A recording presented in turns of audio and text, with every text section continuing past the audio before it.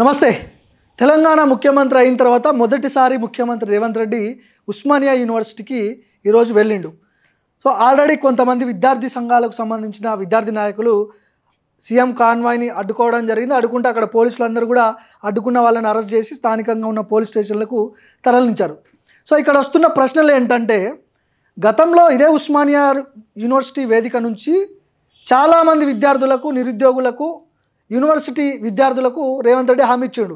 నన్ను గెలిపించండి, మీకు అన్ని సమస్యలు మేము తీర్చేస్తాం, విద్యార్థులకు, నిరుద్యోగులకు ఉస్మానియా యూనివర్సిటీలో ఉన్న హాస్టళ్ళు, యూనివర్సిటీలో ఉన్న కాలేజీలు అన్నీ కూడా బాగు చేస్తా అని చెప్పి గతంలో పీసీసీ అధ్యక్షుడిగా ఉన్నప్పుడు వీళ్ళకి మాట ఇచ్చిండు. సో ఇప్పుడు ముఖ్యమంత్రి హోదాలో పోతున్నప్పుడు యూనివర్సిటీ మొత్తం కూడా ఒక నిర్బంధ వాతావరణం కనిపిస్తూ ఉంది. ఇప్పుడు కొన్ని వేల మంది పోలీసులతో, వందల మంది పోలీసులతో కంచెలు ఏర్పాటు చేసిర్రు. కంచెలు ఏర్పాటు చేసి ముఖ్యమంత్రి ఎందుకు పోతున్నాడు అనే ప్రశ్న వస్తున్నాయి.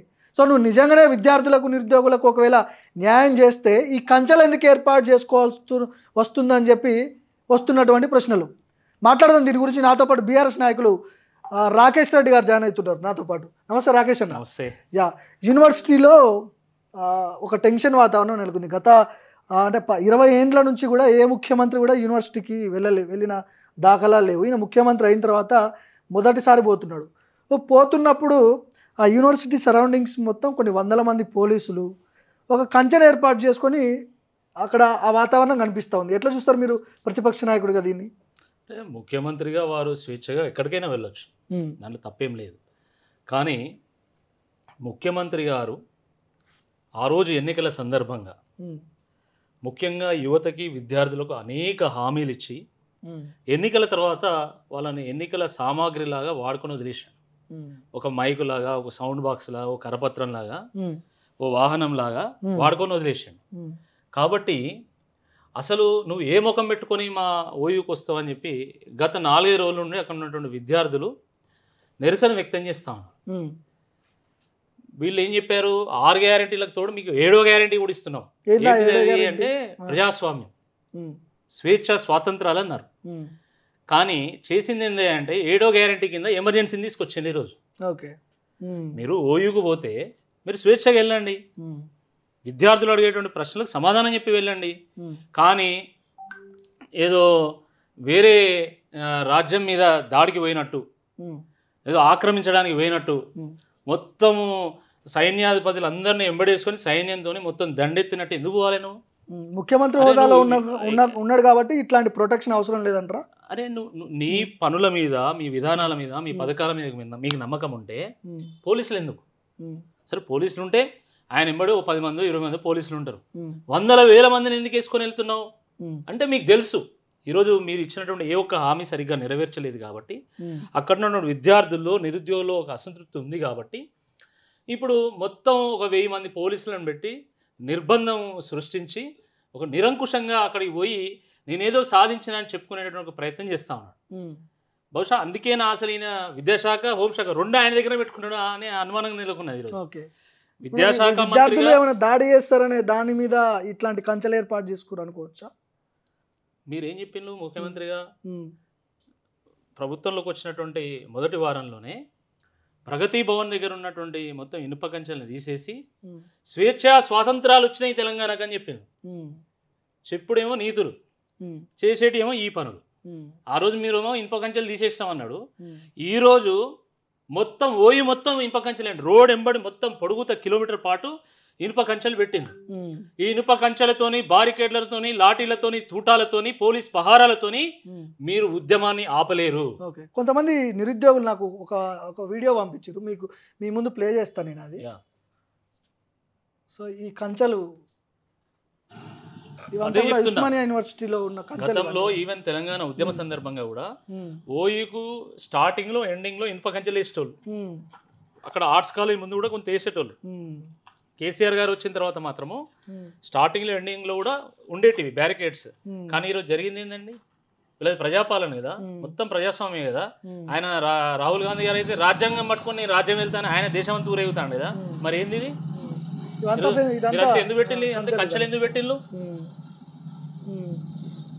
ఇప్పుడు గతంలో ముఖ్యమంత్రి రేవంత్ రెడ్డి ఇవే కంచెలు ప్రగతి భవన్ ముందు ఉంటే మొత్తం ఇది రాజరిక పాలన అది ఇది అని మాట్లాడాడు కదా. ఇప్పుడు దీన్ని ఎట్లా చూడాలి, మరి ఎట్లా మాట్లాడాలి దీని గురించి? ఆయన ఓసారి రామ్ అవుతాడు, ఉమ్, ఓసారి రెమో అవుతాడు. ఉమ్, ఆయన ఎవరికి అర్థం కాడు. ఆయన చెప్పిన మాటనే ఆయన ఖండించుకుంటూ పోతూ ఉంటాడు. ఉమ్, సో ఇది అలవాటు అయిపోయింది ముఖ్యమంత్రి గారు. ఈ ఒక్క విషయంలో కాదు, ఏ విషయంలో అయినా ద్వంద్వ ప్రమాణాలు ఉంటాయి ఆయన. ఉమ్, కాబట్టి ఇప్పుడు కూడా ఎట్లనే చేసి విద్యార్థులను అణగదొక్కాలి, అణచివేయాలి. ఉమ్, ఆయన ఆయన ఆల్రెడీ ఓయో విద్యార్థులను ఏమన్నాడండి, ఉమ్. బీరు బిర్యానీలకు వస్తారు, అడ్డ మీద కూలీలు, తాగుబోతులు అని మాట్లాడాడు. ఇది ఇది ఇదే నెక్స్ట్ వినిపించబోతుంది.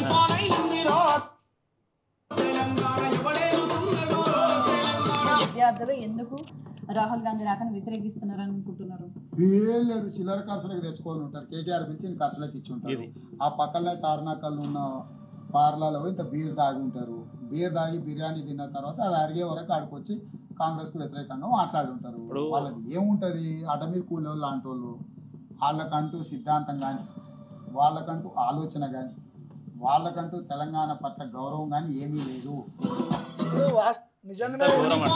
నిజంగానే కేటీఆర్ డబ్బులు ఇచ్చి ఇట్లాంటి ప్రయత్నాలు ఏమైనా చేపిస్తున్నాడా ఏంటి, ఎట్లా చూడాలి? గతంలో చేసిన వ్యాఖ్యలు ఇప్పుడు కాదు. మీకు ఒక విషయం చెప్పాలా, ఈ రాష్ట్రంలో చాలా మంది విద్యార్థి నాయకులుగా ఎదిగి రాజకీయాల్లో ప్రవేశించి ఎమ్మెల్యేలు, ఎంపీలు, మంత్రులు అయినటువంటి వాళ్ళు ఉన్నారు. ఇప్పుడు వాళ్ళందరిని అవమానపరుస్తున్నాను. ఇదే మీ కాంగ్రెస్ పార్టీలో అనేక మంది ఉస్మానియా నుంచి గ్రాడ్యుయేట్ అయ్యి ఎమ్మెల్యేలు మంత్రులు అయినటువంటి వాళ్ళు కూడా ఉన్నారు కదా మీ దాంట్లో. అంటే వాళ్ళందరిని అవమానిస్తున్నావు అంటే వాళ్ళందరూ తాగుబోతులు, అడ్డ మీద కూలోళ్ళ. అరే విద్యార్థులుగా దేశం పట్ల ఒక బాధ్యత ఉంటుంది కాబట్టి ఎవరికన్నా అన్యాయం జరిగినప్పుడు ఆ అన్యాయాన్ని ప్రశ్నిస్తారు. ధర్మస్థాపనకు వాళ్ళ వంతుగా వాళ్ళు కొంత కృషి చేస్తారు. దాన్ని పట్టుకొని నువ్వు అడ్డ మీద కూలోళ్ళు. మరి ఆ రోజు కాంగ్రెస్ పార్టీ కోసం వాళ్ళు ప్రచారం చేసిండు నిరుద్యోగులు. ఇదే ఉస్మానియా యూనివర్సిటీ విద్యార్థులు నిరుద్యోగ యాత్ర చేసిండు, మీకోసం ప్రచారం చేసిండు. షేన్ల శిలకలగాడి పోయి రైతుల కాళ్ళు పట్టుకున్నారు. పట్టుకుని ఎట్లనే చేసి మీరు కేసీఆర్ని ఓడించాలి, రేవంత్ రెడ్డిని తీసుకురావాలి, కాంగ్రెస్ పార్టీని తీసుకురావాలన్నారు. అంటే వాళ్ళంతా అడ్డ మీద కూలోలేనా? అంటే ఈరోజు ఈ రాష్ట్రంలో ఉన్నటువంటి 1 కోటి మంది యువతను ఈరోజు ఘోరంగా అవమానిస్తున్నాడు. తప్పకుండా దానికి ధీటైనటువంటి సమాధానం చెప్తారు. కేవలం అదే కాదండి, తెలంగాణ ఉద్యమంలో ఎంతమంది అసూలు భాషల్లో ఇదే ఉస్మానియా యూనివర్సిటీ విద్యార్థులు వాళ్ళందరూ దేనికోసం వాళ్ళు ప్రాణాలు అర్పించిండ్రు. తెలంగాణ వస్తే ప్రజల జీవితాలు బాగుపడతాయని కదా ఇప్పుడు వాళ్ళందరినీ అవమానపరిచాడు. అంటే రేవంత్ రెడ్డి గారేమో ఆయన అంత మేనేజ్మెంట్ కోటలు వచ్చాడు, ముఖ్యమంత్రి అయిన తర్వాత పార్టీ మారి కోట్ల రూపాయలు ఖర్చు పెట్టి మీడియాను మేనేజ్ చేసి ఆయన ముఖ్యమంత్రి అయ్యాడు. విద్యార్థులేమో పాపం వాళ్ళు కడ పేదరికం నుంచి వచ్చి ఓయూలో చదువుకొని వాళ్ళు అనేక సామాజిక సమస్యల మీద, రాజకీయ సమస్యల మీద కొట్లాడుతూ వాళ్ళు కొంతమంది నాయకులు అవుతారు. కాబట్టి చాలా తేడా ఉంది. అంటే అంటే ఈయన వాళ్ళ యొక్క పేదరికాన్ని ఈరోజు అవమానపరిచేటువంటి రకంగా మాట్లాడడం అవుతుంది, చాలా దుర్మార్గం. కాంగ్రెస్ వాళ్ళ వర్షన్ ఏంటంటే గతంలో కేసీఆర్ ముఖ్యమంత్రిగా ఉన్నప్పుడు ఎప్పుడు కూడా యూనివర్సిటీలో అడుగు పెట్టలేదు. ఇప్పుడు ముఖ్యమంత్రి కాగానే రేవంత్ రెడ్డి అడుగు పెడుతున్నాడు, మేమేందో చూపిస్తున్నాము, ముఖ్యమంత్రి అంటే ఇది అని చెప్పి వాళ్ళ వర్షన్. మీ ముఖ్యమంత్రి గతంలో కేసీఆర్ ఎప్పుడు రాలేదని చెప్పి వీళ్ళు చెప్తున్నారు. ఎట్లా చూడాలి దీన్ని? కేసీఆర్ గారు ఉస్మానియా యూనివర్సిటీకి రాకపోవచ్చు, కానీ వారు జిల్లాకు మెడికల్ కాలేజ్ పెట్టాడు, 1000 గురుకులాలు పెట్టాడు, ఫీజు రీయింబర్స్మెంట్, స్కాలర్షిప్లు ఇచ్చాను. ఆ రకంగా విద్యా వ్యవస్థను పటిష్టం చేయడానికి, పేద ప్రజలకు మంచి విద్యను అందించడానికి వారు వంతు కృషి చేశారు. ఈరోజు మీరు చేస్తున్నది ఏంటండి, ప్రభుత్వ పాఠశాలను మూసేస్తున్నారు, విశ్వవిద్యాలయాలను అమ్మేస్తున్నారు. హెచ్సియూలో ఏం జరిగిందో మీకు తెలుసు. గురుకులాల్లో 60-70 మంది విద్యార్థులు, చిన్నారులు పాపం విషాహారం తిని చనిపోయింది. సుమారుగా 1200-1300 మంది గురుకుల విద్యార్థులు హాస్పిటల్లో పాలైన. ఈరోజు ఫీజు రీయింబర్స్మెంట్ చెల్లించకపోవడం వల్ల ప్రభుత్వ యూనివర్సిటీస్ ఏది కాకతీయ, ఉస్మానియా, శాతవాహన, పాలమూరు, ఎంజీ యూనివర్సిటీ ఈ యూనివర్సిటీస్ డిగ్రీ ఎగ్జామ్స్ పోస్ట్పోన్ చేసినాయి. స్కాలర్షిప్లు, ఫీజు రీయింబర్స్మెంట్ ఇవ్వకపోవడం వల్ల విద్యార్థులు గ్రాడ్యుయేషన్ అయిపోయిన తర్వాత కూడా సర్టిఫికెట్ తీసుకోలేక, అటు జాబుల్లో జాయిన్ కాలేక నానా ఇబ్బందులు పడుతున్నారు. మరి ఇప్పుడు మీరేం పొడిచినట్టు? మీరు వచ్చి ఏం పొడిచినట్టు? మాట్లాడితే 60,000 ఉద్యోగాలు ఇచ్చినామని చెప్పి ముఖ్యమంత్రి కొన్ని సభలలో మాట్లాడుతుండు. వాస్తవం కాదంటారు అవి? ఉద్యోగాలు ఇవ్వలేదంట. నేను స్వయంగా ఆర్టీఐ వేసిన, నేను స్వయంగా ఎప్పుడు ఏ ప్రభుత్వం ఎన్ని ఉద్యోగాలు ఇచ్చింది తెలియజేయండి అని చెప్పి నేను స్వయంగా ఆర్టీఐ వేస్తే, ఆర్టీఐలో ప్రభుత్వం ఇచ్చినటువంటి సమాధానం ముద్ర వేసి సంతకం వేసి ఇచ్చింది నాకు. ఏం చెప్పిందంటే, అసలు కేసీఆర్ గారి హయాంలో వేసినటువంటి నోటిఫికేషన్ల ద్వారా వచ్చిన ఉద్యోగాలు ఇన్ని అయితే కాంగ్రెస్ వచ్చిన తర్వాత చేసినటువంటి నోటిఫికేషన్ల ద్వారా వచ్చినటువంటి ఉద్యోగాలు 7,000 అని చెప్పి 4 నెలల క్రితం నాకు సమాధానం వచ్చింది. ఓకే. సరే ఈ మధ్య కాలంలో ఇంకో 5,000 ఇచ్చింది. అంటే మొత్తం 12,000 ఉద్యోగాలు మాత్రం వీళ్ళు ఇచ్చిండ్రు. కానీ మీరు ఏం చెప్తారు, ఒక మంత్రి ఏమో 40,000, ఇంకో మంత్రి 50,000, రేవంత్ రెడ్డి గారు 60,000. అచ్చా నేనేమైనా తక్కువ తిన్నా, నేను కూడా ఏదో చెప్పాలి కదా, మరి నేను పోటీ పడాలని చెప్పి మహేష్ గౌడ్ గారు కాంగ్రెస్ అధ్యక్షుడు ఆయన 70,000 అని చెప్పిండు. ఇక మొన్న పొన్నం ప్రభాకర్ గారు అయితే 1,00,000. ఇది వేలం పాట ఇదేమన్నా? తెర ముందేమో వేలం పాట, తెర వెనుక సర్కారీ వారి పాట, సర్కారీ వారి వాట. ఓకే.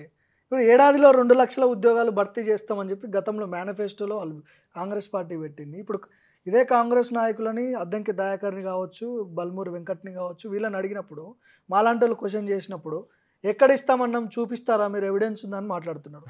వీళ్ళు ఆ మేనిఫెస్టోలో పెట్టిరా లేదా, మీరేం చెప్పదలుచుకున్నారు దీని గురించి క్లారిటీ ఇవ్వండి ఒకటి. అంటే ఆ రోజు కాంగ్రెస్ పార్టీ నాయకులు ఎక్కడ నిరుద్యోగుల మీటింగ్ అటెండ్ అయినా కూడా మేము నిరుద్యోగ సమస్యను పరిష్కారం చేస్తామన్నారు. అంటే నిరుద్యోగులు కూడా నమ్మిండ్రు. కరెక్టే, వాళ్ళు వచ్చినాక నిరుద్యోగ సమస్యను పరిష్కారం చేసిండు. ఎక్కడ కాంగ్రెస్ పార్టీలో ఉన్నటువంటి నిరుద్యోగ సమస్యను పరిష్కారం చేసిండు. ఓకే. ఇప్పుడు మీరు చెప్పినటువంటి పేర్లు ఏవైతున్నాయో వాళ్ళంతా ఎమ్మెల్సీ లైన్లు, కొంతమంది చైర్మన్ లైన్లు.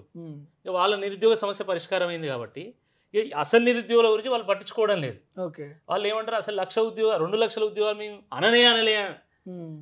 ఇంతకంటే దిగజాడుతనం ఇంకోటి ఉంటుందా? ఎన్ని ప్రూఫ్స్ ఉన్నాయి, మీరు ఒకసారి యూట్యూబ్ కొడితే మొత్తం వస్తాయి కదా.